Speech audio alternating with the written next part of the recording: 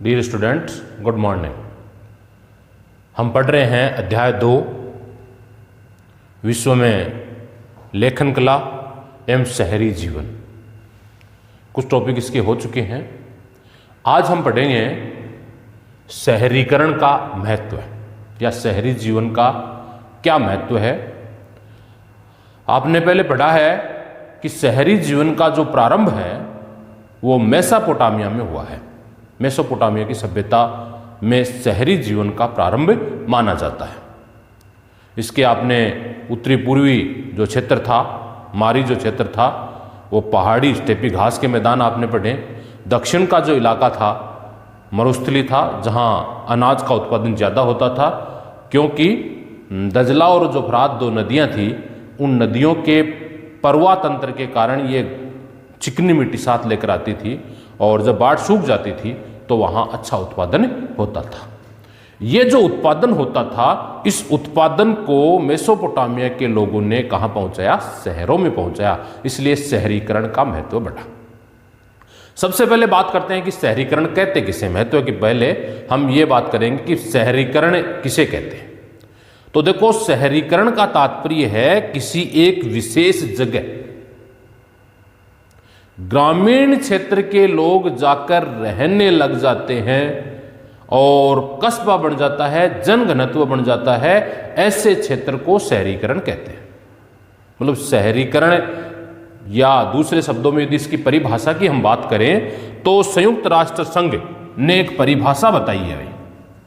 संयुक्त राष्ट्र संघ,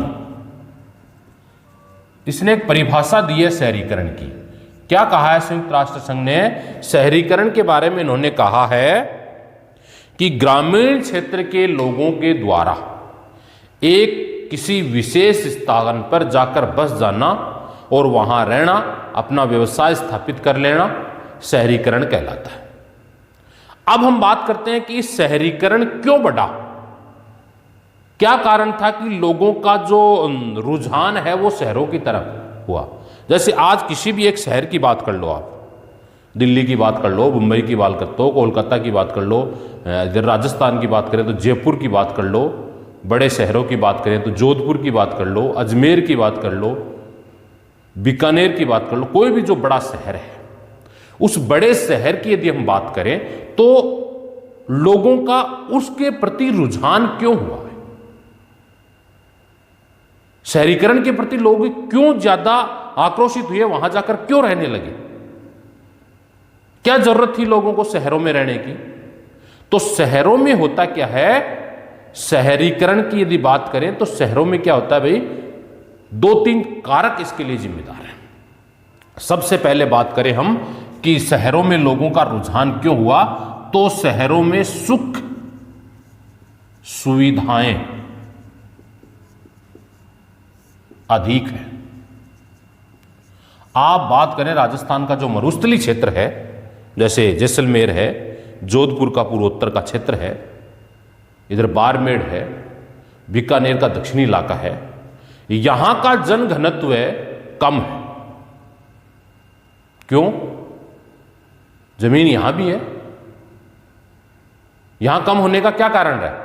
यहां सुख सुविधाओं का अभाव है। सुख सुविधाओं की बात करें तो यहां देखो, पहली समस्या है पेयजल की समस्या। यहां सबसे बड़ी समस्या है, पीने का पानी ही बराबर में उपलब्ध नहीं हो पाता है। इसके बाद में आवागमन के साधन हैं, आवश्यक जो वस्तुएं हैं, हमें किसी भी चीज की जरूरत पड़ती है, वो आवश्यक वस्तुएं यहां उपलब्ध नहीं हो पाती हैं। और यदि शहरों की हम बात करें तो शहरों में क्या होता है, सुख सुविधाएं अधिक होती हैं गांवों की तुलना में। यदि गांव से हम कंपैरिजन करें तो इनकी तुलना में शहरों में क्या होता है भाई, सुख सुविधाएं ज्यादा होती हैं। सुख सुविधाएं ज्यादा कैसे होती हैं?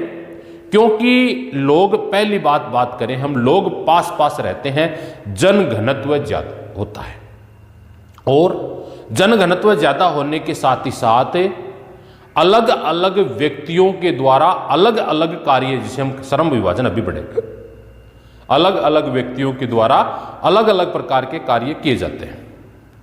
गांव में जैसे कृषि कार्य करने वाला है वो और भी काम कर सकता है, लेकिन शहरी जो लोग हैं वो अलग अलग व्यक्तियों के द्वारा क्या किए जाते हैं, अलग अलग काम किए जाते हैं। सुख सुविधाएं ज्यादा होती हैं। सुख सुविधाओं के बाद यदि बात करें हम नंबर 2, रोजगार के साधन ज्यादा होते हैं भाई। यानी किस लिए शहरीकरण को बढ़ावा मिला है, रोजगार की सुविधा अधिक होती है। किसी भी प्रकार का व्यक्ति शहरों में रोजगार प्राप्त कर सकता है, कर सकता है ना। शहरी को यदि बात करें तो बहुत सारे रोजगार, जैसे बहुत सारी उद्योग स्थापित हैं, वहां पर फैक्ट्रियां स्थापित हैं। फैक्ट्रियों के बाद यदि बात करें हम तो स्कूलें वगैरह बहुत ज़्यादा हैं। इसके अलावा उत्पादन जो क्षेत्र होता है, उत्पादन को प्राथमिक क्षेत्र से जो गांव से जो उत्पादन होकर जाएगा शहरों में, उसको फैक्ट्रियों के माध्यम से द्वितीय क्षेत्र में बनाया जाएगा, और द्वितीय क्षेत्र के बाद में उसको तृतीय क्षेत्र जैसे परिवहन है, बीमा है, बैंकिंग है, इन क्षेत्रों के माध्यम से उसे दूसरे स्थानों पर भेजा जाएगा। इससे क्या होता है, व्यक्ति को रोजगार अधिक मिल जाते हैं। शहरों में रोजगारों की जो कमी नहीं रहती है। क्यों नहीं रहती है भाई शहरों में रोजगारों की कमी? क्योंकि यहाँ बहुत सारे उत्पादक क्षेत्र हैं और प्राथमिक क्षेत्र से लेकर तृतीय क्षेत्र तक कार्य करते हैं। जैसे बात करें हम, जैसे मान लो यहाँ पर हमारे यहाँ गेहूं का उत्पादन हुआ। ये गेहूं का उत्पादन कहाँ होगा भाई? गाँवों में इनका उत्पादन होगा। ठीक है। अब गेहूं का उत्पादन यदि यहाँ हुआ तो इसको हम शहर तक पहुंचाएंगे बेचने के लिए, शहर में जाएगा। तो शहर में जाने के लिए परिवहन साधन, एक काम तो इसमें, अब इस परिवहन में बहुत सारे साधन हैं जिसकी जरूरत है। इसमें एक दूसरे काम, अब यदि इसके बीच में आप शहरों में पहुंचा रहे हो तो बीच में बहुत सारे चाय पाने की व्यवस्था हो सकती है, कोई और छोटा मोटा नाश्ता हो सकता है, खाने की व्यवस्था हो सकती है। इसमें सब कमा रहे हैं ना वहाँ से, जहाँ से आप चले हो और शहर तक पहुँचा रहे हो, मंडियों तक, वहाँ तक के बीच में बहुत सारी दुकानें वगैरह हैं, वो सब कुछ ना कुछ कमा रहे हैं। इसका मतलब है रोजगार के साधन बढ़ रहे हैं। परिवहन में उसके बाद में जब आप मंडी में पहुंचोगे तो वहाँ तुलाई वाला है, तोलने के बाद में वहाँ पर उसको अंदर इकट्ठा करने के लिए भंडारण की क्षमता है तो वो कमाएंगे। इसके बाद में इसको किसी कंपनी को वो बेचेंगे, वो उससे क्या बनाएगा, अनाज बनाएगा, उससे मैदा बनाएगा, उससे वो दूसरी चीज़ के प्रोडक्शन बनाएगा। उसी प्रकार कोई खनन कार्य में जैसे आप कपास की बात कर लें तो कपास से वो रुई से वो कपड़े को फिर वो सिलाई करेगा, सिलाई करके वो एक्सपोर्ट करेगा, विदेशों में भेजेगा। ये सब काम कहाँ होते हैं? शहरों में होते हैं, है ना। इसलिए शहरों की संख्या जो है गांवों की तुलना में वहां रोजगार क्या होते हैं? अधिक होते हैं। इसलिए लोगों का रुझान किसकी ओर ज्यादा होता है भाई? शहरों की ओर अधिक होता है गांवों की तुलना में। गांव में लोगों का रुझान कम होता है, जबकि शहरों में लोगों का रुझान अधिक होता है। और होने का कारण यह है कि वहां रोजगार के बहुत सारे साधन होते हैं। अब हम बात करते हैं तीसरा, श्रम का विभाजन पाया जाता है। श्रम का विभाजन पाया जाता है। श्रम विभाजन का मतलब है अलग अलग व्यक्तियों के द्वारा अलग अलग प्रकार के कार्य किए जाते हैं, अलग अलग वर्गों के द्वारा, अलग अलग समूहों के द्वारा, और अलग अलग प्रकार के कार्य किए जाते हैं। जैसे आपकी किताब में एक उदाहरण दे रखा है कि एक सिक्का बनाने वाला है, मुद्रा का निर्माण करने वाला है। अब उस उदाहरण को यदि हम पढ़ें तो उसमें ये लिख रखा है, पेज नंबर 32 पे आप एक उदाहरण पढ़ेंगे श्रम विभाजन में। तो श्रम विभाजन में यदि ये बात करें श्रम विभाजन की, तो श्रम विभाजन में क्या होता है कि एक आदमी है, वह आदमी सिक्के बनाने का काम करता है। अब सिक्के बनाने के लिए उसे क्या क्या चीजें चाहिए? उसको केवल सिक्के बनाने आते हैं, या कोई मूर्तिकार है उसको मूर्ति बनानी आती है। तो सिक्के बनाने वाला व्यक्ति क्या करेगा? सबसे पहले वो रंगीन पत्थर प्राप्त करना चाहेगा। सिक्के बनाने के लिए उसे आवश्यक रॉ मटेरियल यानी कच्चा माल चाहिए। उसको कोई भी उत्पादन करता है, उस उत्पादनकर्ता को क्या चाहिए भाई? रॉ मटेरियल चाहिए, कच्चा माल चाहिए। जैसे कोई फैक्ट्री है तो फैक्ट्री में जो उत्पादन होगा उस उत्पादन के लिए उसे क्या चाहिए? पहले रॉ मटेरियल चाहिए, उसे कच्चा माल चाहिए। कच्चा माल प्राप्त जब होगा तभी वह उससे निर्मित माल या द्वितीयक वस्तुएं बना पाएंगे, विनिर्माण उद्योग में उनका कार्य हो पाएगा। यदि द्वितीय क्षेत्र में यदि उनके पास ऐसा नहीं है तो वह उत्पादन नहीं कर पाएगा, द्वितीय क्षेत्र की गतिविधियों में वो भाग नहीं ले पाएगा। क्लियर? अब हम बात करते हैं कि जो सिक्का बनाने वाला है उसको एक तो चाहिए रंगीन पत्थर, ठीक है। दूसरा उसको क्या चाहिए? दूसरा उसको बनाने के लिए आवश्यक संसाधन यानी जैसे औजार चाहिए उसको, अब उसको यह भी पता नहीं है कि औजार तो कहां बनेंगे, कैसे बनेंगे, और उसको यह भी पता नहीं है कि पत्थर कहां मिलेगा। ये दोनों काम कौन करेंगे? अलग अलग आदमी करेंगे। सबसे पहले बात करते हैं हम औजार बनाने की। तो औजार बनाने की बात करें तो ये जो शहरीकरण का प्रादुर्भाव है, मेसोपोटामिया की प्राचीन जो नगर है, प्राचीनतम नगर है, आज से लगभग 5000 और 3000 ईसा पूर्व में शहरीकरण का प्रादुर्भाव या नगरों का प्रादुर्भाव होना प्रारंभ हो गया था। मेसोपोटामिया में आज से कितने वर्ष पूर्व? लगभग 5000 वर्ष पूर्व। 2000 तो ये और 3000 ईसा पूर्व वाले हो गए ना, 5000 वर्ष पूर्व नगरों का विकास होना प्रारंभ हो गया था। और उसी दौरान कांस्य संस्कृति सामने आई थी। कांस्य का मतलब जस्ता और टिन, तांबा, जस्ता और तांबे को मिलाकर कांस्य का उत्पादन किया जाता था। अब ये जो कांस्य का उत्पादन था, कांसा, तांबे और रांगे के मिश्रण से बनता था। कांस्य के इस्तेमाल का मतलब था कि धातुएं दूर से मंगाई जाती थी। इनके यहां मतलब इससे कृषि कार्य में तो ये बहुत समृद्धशाली थे, बहुत सारा उत्पादन और प्रोडक्शन यहां होता था। लेकिन कृषि कार्य के अलावा जो उत्पादन था, यानी खनिज संसाधनों की बात करें, अगले टॉपिक में हम पढ़ेंगे, शहरों में माल की आवाजाही में हम पढ़ेंगे कि शहरी क्षेत्रों में जो माल की जो आवाजाही थी वो क्या करते थे, ये दूसरे क्षेत्रों से मंगवाते थे। इनके यहाँ उत्पादन नहीं होता था। मतलब खनिज संसाधनों की दृष्टि से मेसोपोटामिया की सभ्यता थी वो कमजोर थी, और उत्पादन की दृष्टि से ये सबसे तेज थी। इसलिए उत्पादन करने के लिए इन्होंने मुद्रा का आविष्कार कर लिया था।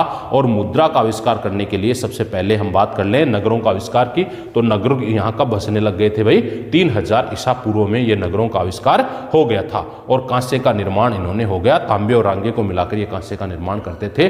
और ये जो उत्पादन है ये दूसरे देशों से, दूसरी प्रकार की सभ्यता से, जैसे मिस्र थे, मिस्र के राजाओं को फराओं कहा जाता था, वहां से ये मंगवाते थे और उससे उत्पादन करते थे। तो ये तो वहां से मंगवाने का काम, तो परिवहन का काम तो कोई दूसरा कर रहा है। यहां ये बनाने के बाद का काम जो भट्टियों में निर्माण कर रहे हैं कांसे का, वो दूसरा कर रहा है। और वहां से वो औजार खरीद कर लाता था मुद्रा बनाने वाला। ठीक है, अब मुद्रा बनाने का काम के औजार मिल गए। अब औजार के बाद में उसको चाहिए रॉ मटेरियल। औजार तो एक बार ही चाहिए, लेकिन रॉ मटेरियल चाहिए। अब रॉ मटेरियल के लिए उसे चाहिए रंगीन पत्थर।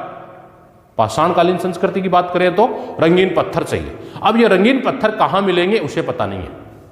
रंगीन पत्थर कोई दूसरा लेके आएगा उसके पास और वो बना देगा सिक्के।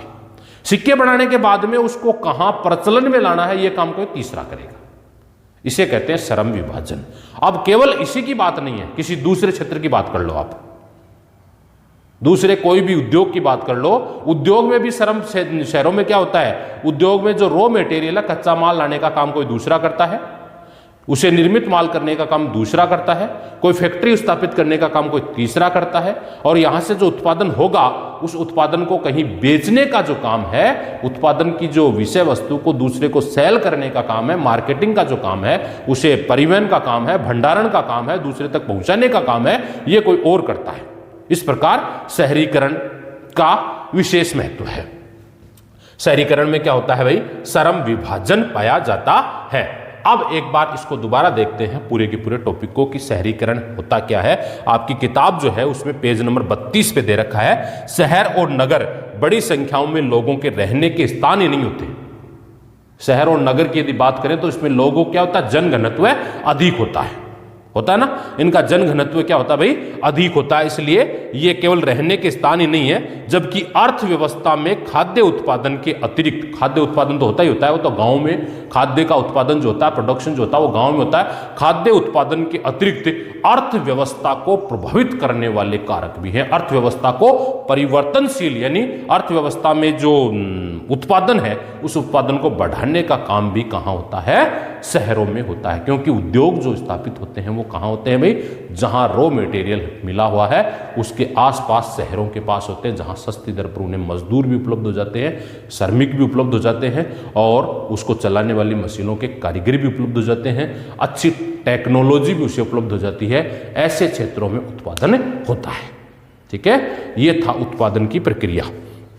इसमें फलस्वरूप कस्बे बनने लगे धीरे धीरे और लोगों के फायदेमंद सिद्ध होता गया, इसलिए क्योंकि अर्थव्यवस्था खाद्य उत्पादन के अलावा व्यापार उत्पादन की सेवाएं भी यहाँ उपलब्ध होती हैं। शहरों के अलावा इन्होंने क्या किया भाई, श्रम का विभाजन हुआ। श्रम के विभाजन के बाद इन्होंने कोई संगठन बनाया, शहरी संगठन, क्योंकि संगठन के बिना काम नहीं चल सकता, इसलिए व्यापारिक संगठन जैसे आज बन रहे हैं, कपड़ा व्यापार का संगठन अलग चल रहा है और कोई व्यापारिक संगठन उनका अलग। तो इन्होंने क्या किया भाई, व्यापार बनाने के नियम कायदे तय किए, मूल्य का निर्धारण कैसे होगा ये तय किया, मूल्य किस प्रकार से निर्धारित होंगे, किस प्रकार से तय होंगे, ये सब काम इन्होंने प्रारंभ कर दिए थे। किन्होंने, श्रम विभाजन के साथ ही मेसोपोटामिया के लोगों ने। मेसोपोटामिया में सामाजिक संगठन होना भी जरूरी था। शहरी विनिर्माणता के लिए ईंधन, धातु, विभिन्न प्रकार के पत्थर, लकड़ी आदि की जरूरत पड़ी और ये जो जरूरत थी इन्होंने कहाँ से उपलब्ध करवाई, अलग अलग क्षेत्रों से, अलग अलग व्यक्तियों से, अलग अलग समाज के वर्गों से, अलग अलग वर्णों से इन्होंने प्राप्त करना प्रारंभ किया। अलग अलग लोगों के द्वारा भी इन्होंने ये काम तय किया। ये था व्यापारिक संगठन बनाना शहरों के लिए आवश्यक हो गया था। शहरीकरण को बढ़ावा मिलना प्रारंभ हो गया था। शहरों में सुख सुविधाओं का ज़्यादा सुख सुविधाएं थी, सुख सुविधाओं के साथ रोजगार के साधन ज़्यादा थे, श्रम विभाजन ज़्यादा थी और श्रम विभाजन होने के कारण उत्पादन का जो क्षेत्र था वो धीरे धीरे बढ़ने लग गया था। भिन्न भिन्न और अन्य खाद्य पदार्थ गांवों में शहरों का वितरण, मुद्रा काटने वालों को केवल पत्थर ही नहीं मिलते थे, उसे तराशने के लिए अन्य जो वस्तुएं थी वो भी उपलब्ध करवाने का काम किसका होता था भाई, गांव के अलग अलग वर्ण के लोगों को। इस प्रकार हम कह सकते हैं कि गांवों का विकास, ये शहरों का जो विकास हुआ है वो किस पर आश्रित रहा है, गाँव पर हुआ, क्योंकि गाँव से क्या होता है, प्राथमिक जो वस्तुएं हैं, प्राथमिक वस्तुओं की बात करें तो अब कृषि है, पशुपालन है, उनसे जुड़ी जो क्रिया है, खनन कार्य हैं, ये सब किस में आते हैं, प्राथमिक क्षेत्र में आते हैं। तो ये प्राथमिक क्षेत्र का जो उत्पादन था वो प्राथमिक क्षेत्र से किस में पहुंचा, द्वितीय क्षेत्र में पहुंचा, शहरों में पहुंचा और शहरों का क्या हुआ, विकास हुआ। शहरों में रोजगार के साधन ज़्यादा मिले, श्रम का विभाजन हुआ और श्रम का विभाजन होने से लोगों को रोजगार के साधन ज़्यादा उपलब्ध हो गए। इस प्रकार हम कह सकते हैं कि शहरीकरण का काफ़ी महत्व है हमारे जीवन में। आज के टाइम की यदि बात करें तो अधिकांश लोगों का जो रुझान है वो किसकी तरफ है, गांवों की तरफ या शहरों की तरफ, शहरों की तरफ। लोग ज़्यादा से ज़्यादा कहाँ रहना चाहते हैं भाई, शहरों में ज़्यादा रहना चाहते हैं गांवों की तुलना में, क्योंकि गांव में सुख सुविधाएं कम मिलती हैं, जैसे परिवहन कम है, चिकित्सा सुविधाएं कम है, पेयजल की समस्याएं, ये पेयजल की तो मान लो गाँव में नहीं रहती क्योंकि ट्यूबवेल वगैरह होती है, लेकिन शुद्ध जो पानी है, इसके अलावा वहाँ सब्जी वगैरह जो भी है, शहरों में सुख सुविधाएं, श्रम विभाजन आप देखते हैं वो ज़्यादा होता है और पोल्यूशन वगैरह सबसे अधिक शहरों में होता है, इसलिए लोग को गाँव में ज़्यादा रहना चाहिए। लेकिन लोगों का आज के टाइम का जो युवा है वो कहाँ रहना चाहेगा भाई, शहरों में रहना चाहेगा। ये है शहरीकरण का महत्व। अब हम कल पढ़ेंगे शहरों में माल की आवाजाही कैसे होती है, मतलब शहरों, गाँव से शहर तक पहुंचाने के माध्यम क्या होते हैं, इसको हम अगले वीडियो में पढ़ेंगे।